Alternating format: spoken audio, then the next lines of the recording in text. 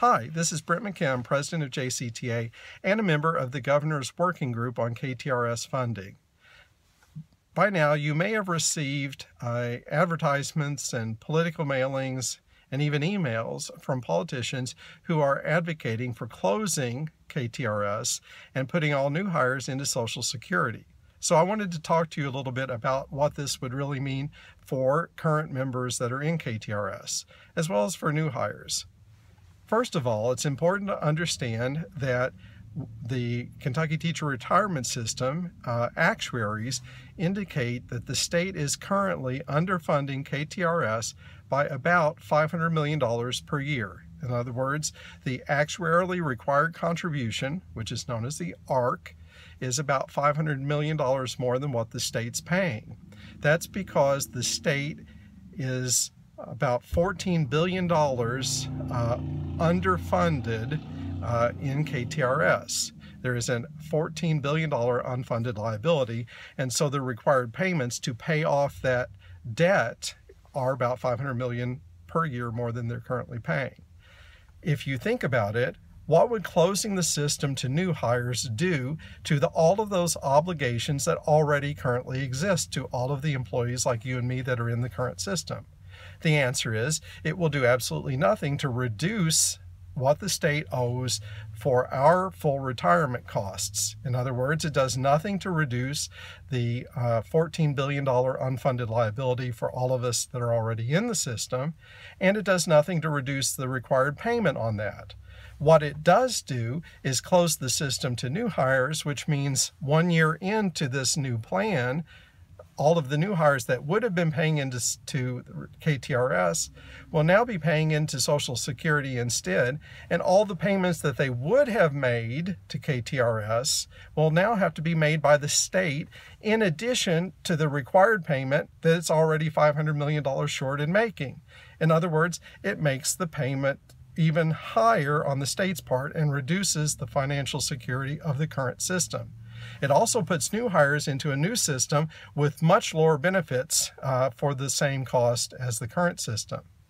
Additionally, if you think about it, what does closing the system mean long-term for the kind of investments Ktrs can make? It means that the fund is going to, over time, have to liquidate all of its assets to make payments to retirees because there will be no one new coming into the system. And this means that over time, the system will have to shift more and more and more of its investments from long-term, high-yield, high-return investments like stocks to shorter-term investments like bonds, or even more short-term investments like treasury notes. As you go from stocks to bonds to treasury notes, your expected rate of return goes down. And so right now, Ktrs does all of its calculations expecting 7.5% return, which it's gotten for the last 30 years. However, it won't be able to project at 7.5% returns if the system is closed, because the actuaries who do those calculations will know the system is going to have to shift to lower and lower return investments as it liquidates its portfolio, which means when the investment interest rates go down, the required payments will go up. In other words, the actuarially required payment, the ARC, will go up dramatically in order to make up for the reduced investment performance that we know will happen because the system is closed and we'll have to shift to these lower yield investments. That means in addition to having to make up for the payments that the new hires are not making, the state will also have to make additional payments because the ARC will be much higher, probably dramatically higher in terms of hundreds of millions of dollars a year. Meanwhile, what happens to the new hires that go into the new Social Security system?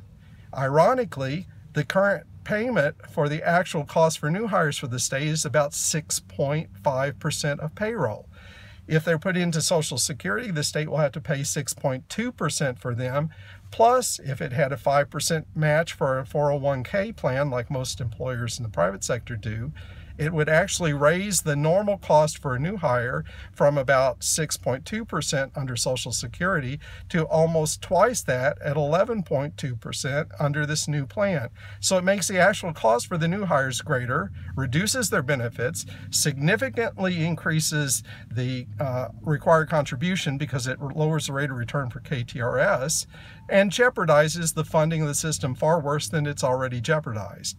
So this is, every way you look at it, a terrible plan, and I hope that anyone who's concerned about their retirement security will understand these important concepts. That's why I'm sharing this with you right now. Thank you, and I appreciate your support of JCTA. Have a great day. Thanks. Bye.